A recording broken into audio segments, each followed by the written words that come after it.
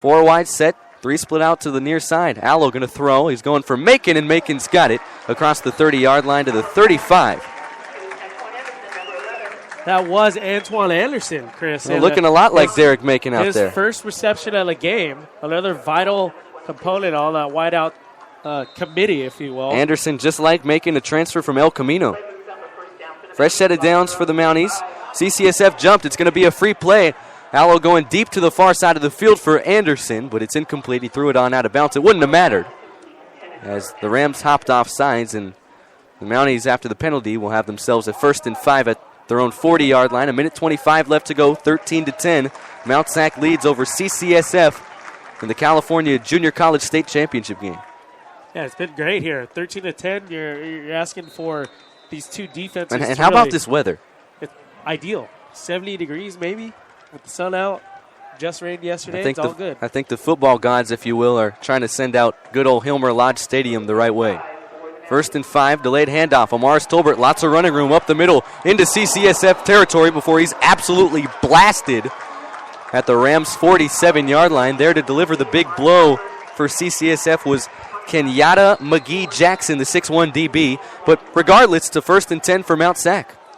I'll take it. I'll take a big hit. I think Tolbert will take it as well. 13-yard scamper for the sophomore transfer from OCC. The snap is back. Allo, incomplete. Near side of the field, Tredante Hill was the intended target, but he couldn't hang on to the football. 2nd and 10. Tredante Hill getting his first look in this game.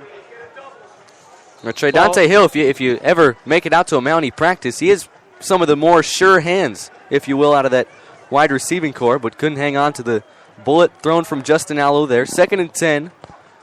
1:05 left to go, first half. The Mounties from the CCSF 47. A 4-wide set, 2 aligned to each side. Handoff will go to Tolbert, and Tolbert is taken down right at the line of scrimmage for no gain.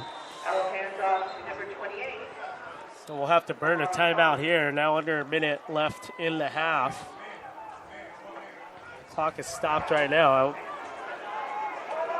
as they officially called it. And the Mounties will call a timeout. That's their second. They got 1 remaining with 57 seconds left to go in the first half. Be sure to stick around for the halftime report. Nick Grice alongside Brian Tabajay and the Mountie man, Jim Rogers, will break down the first half for you and take a look ahead to the second half from Hilmer Lodge. And right now we've talked about all game long is the defenses, and the defenses right now are from Hilmer Lodge Stadium. And in the state championship game, you look for one of the defenses to falter, if any. And in a tight game such as this one, especially at home, hopefully Mount SAC can maintain their defense and get some stuff going behind Allo and Tolbert and Gilchrist and Macon and all those guys on the offensive end. Yeah, as great as it is to have a 3-point lead here with 57 seconds left to go in the second quarter of the state championship game, Brian, the Mounties have missed out on a lot of opportunities, especially on those deep balls that Allo's thrown downfield. Yeah, it's either overthrown or drop passes. That's been the story so far. And it's unfortunate that Gilchrist couldn't haul that one in. Out of the timeout, 3rd and 11 for Mount SAC at the Ram 48-yard line. Amaris Tolbert will leave the game. Brandon Wilson, the sophomore fullback, in the backfield with Justin Allo. 3 wide set. The lone receiver to the near side is Gilchrist. Allo going to step up in the pocket, and now he's going down in the backfield. There to get Justin Allo in the backfield for the Rams was Isaiah Johnson, the 6'2", 220-pound linebacker out of Bishop O'Dowd in Oakland. And with the clock running under 40 seconds left to go, it'll bring up a 4th and 15 for the Mounties. And Coach Jastrab can let this clock run all the way down if he'd like before punting it off with little time left on that first half clock. Unfortunate there that you can't capitalize if you're Mount SAC. No, and he felt the pressure from San Francisco on that last play. Really had nowhere to go, as that was Isaiah Johnson, the sophomore, and he had some words for Justin Allo as he stood over football. him and as if to say, come on and bring it. This is a state championship game.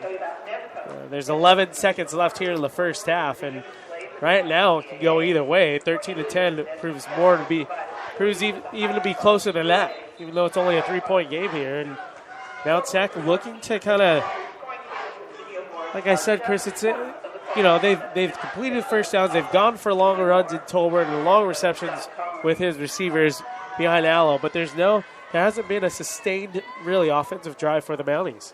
So on 4th and 15, the Mounties burn their final timeout with 11 seconds left to go. Christian Fulham will boot it away from Mount Sac. You'd expect CCSF to bring the house here and attempt to block the punt.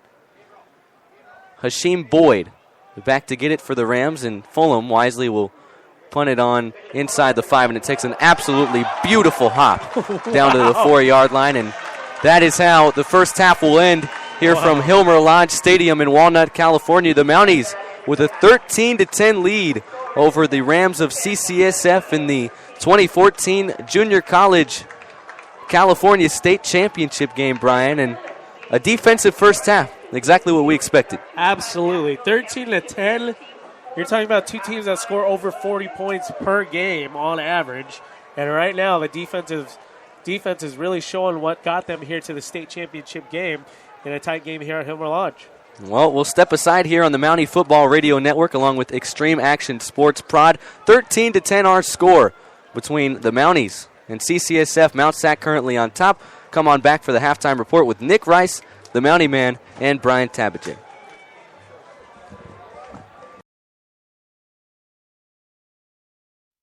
Welcome to Mixmasters, your #1 choice for studio recording and post-production audio since 1999. Conveniently located in North Long Beach, California, near the 710 and 91 freeways. We are the one-stop shop for mixtapes, original beats, ghostwriting, audio mastering, graphic design, and CD duplication. Our pricing starts as low as $20 an hour, and all new customers get their first hour free. Featuring a friendly staff of skilled engineers, the most convenient hours available, and welcoming guests of all ages and skill levels. You can even leave with a DVD video of your session. So text or call for an appointment today at 562-355-2302. That's 562-355-2302.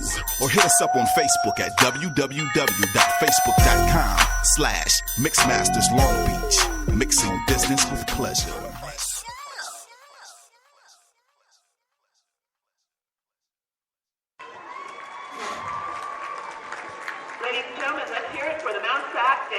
Hello and welcome back to the state championship game here for junior colleges.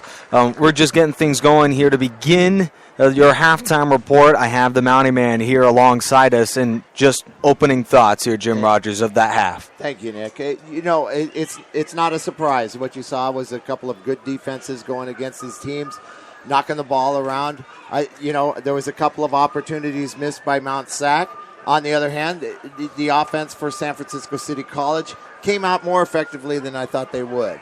So, you take a look at that San Francisco football team, led by a backup in Jeremiah Peralta, finished the half 9-16 passing, 86 yards, had a couple interceptions, but let's not forget to mention a wide-open running back in Elijah Dale towards the end of the half, was streaking down the sideline asking for the football, but quarterback gave him a bounce pass, and that's what led to our 3-point deficit for San Francisco, and that just epitomizes some of the mistakes that the Rams have been unable to capitalize in this half. Well, the quarterback position is difficult, Nick. I mean, you're throwing out a lot of things. You do have your hot receiver. He didn't pick up his hot receiver in time. By the time he did, he underthrew him, and that's going to happen. Right. I mean, that's part of the game.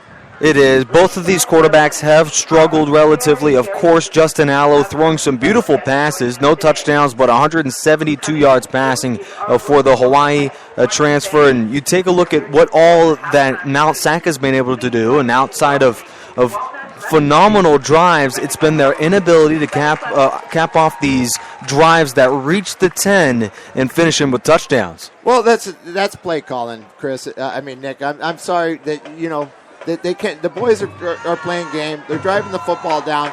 The coach needs to pick something out of his pocket that he hasn't used in the previous plays. That's the way you play football. That's the way you score touchdowns. You've got to come up with something unique when you're in the red zone. Yeah, Mountie Man, you have been down on the sideline throughout the majority of the half, and let's just be frank, you have been extremely vocal. I mean, the whole stadium can hear you. And some of what you have mentioned has been some of the play calling, and I have to agree with you. The play action has worked beautifully for both offenses. Why in the world are they going away from that? You cannot play action you must set up your offense. Okay. Right. The idea here is that you bring the linebackers up, right? But if you're going to constantly play action, they're going to read that and they're going to see it. They're going to pick the football. You've got to play action in your opportune times. 2nd and 1, 2nd and short, first downs. That's when you've got to throw that at the defense. As an offensive coordinator, your job is to juggle your play calling. Correct. And that's got to be done better on the Mount SAC side of the football this second half. You take a look at the numbers here, and establishing the run has not been a problem for either offenses. Both teams over 4 yards a carry, both of which have exactly 68 yards on the ground thus far. It has been also a battle here of attrition, if you will. Teams have been able to convert those first downs, but it's been the red zone in opportunities as we have 3 separate field goals on the board for both of these offenses. But the second thing has been miscues, of course, City College of San Francisco being the front runners of that headline, given the 2 turnovers. I would say that it's some mistakeful football, some careless, little loosey-goosey action by part of the quarterback. My contention is that Mount SAC defense is opportunistic as ever in getting after that football. Well, Nick, you'd like to blame it on the weather, a little bit of a wet field, but actually we got beautiful sunshine. I don't think the field's in that bad a shape. These are kids, okay? Yeah. And this is a big game. And so the jitters, they're getting a little bit of the jitters, a little nervous out there. They're making the mistakes, like you mentioned, to the hot side of the running back on the play for San Francisco that he threw short. That's going to happen, okay? It's just part of the game. But all in all, I think the boys are ready to play. And I just hope the coaches are going to be able to back them up, like you're saying, in the red zone, Right. give them opportunities to score. Well, it's been a game littered with mistakes. 27 incomplete passes for both of these quarterbacks combined. 3 turnovers. You had the 2 interceptions from Justin Peralta. Also the fumble by Omar Stolber, which was seemingly an eon ago as he fumbled in the beginning of the first quarter. And now here we are. Mount SAC, following that 3-0 deficit, has slowly but surely climbed into the lead as the Mounties have a 13-10 advantage. Your takeaway from the half, from a what the Mounties have done standpoint, what has impressed you the most with them? Well, I think that the maturity of this young team, I mean, a lot of freshmen on the offensive line. The offensive line is doing a good job. I mean, Right. That is an excellent sophomore line that they're playing against, and they're consistent. Mount SAC has been consistent up front on the offensive line. On the defensive side of the ball, I think they're covering their zones very well. They've got an interception, and they're playing defense very well. I think if they can continue to play solid football, not get out of their comfort zone, just play within themselves, they can win this football game. Yeah, I'd have to agree with you there. As far as dominating in the trenches, Mount SAC outgaining the Rams 240 to 154 in total offense, not to mention 172 to 86 in passing yards. They're winning the special teams battle. They are much more efficient on third downs. They have converted on a majority of their opportunities here in both conversions in the red zone, but also you take a look at that one long touchdown drive, and really everything was working for you. Talk a little bit about a man who has moved the chains with regularity in our number 1 receiver, Derek Macon. Oh, Derek's a special person. I mean, as you can see, he's not only able to get open, but once he has the football in his hands, he gets positive yardage. You know, he's long and lanky, but he's got a lot of strength in that body of his. And so once he's got the ball in his hands, he is dangerous. And I think that's where Mount SAC needs to use more. Gilchrist, Macon. Get more of, Macon and Gilchrist in ball. We combined 7 catches for those receivers for 145 yards. and none of them have been able to haul in the touchdown, but it has been Justin Allo's ability to get everyone involved that has been the difference.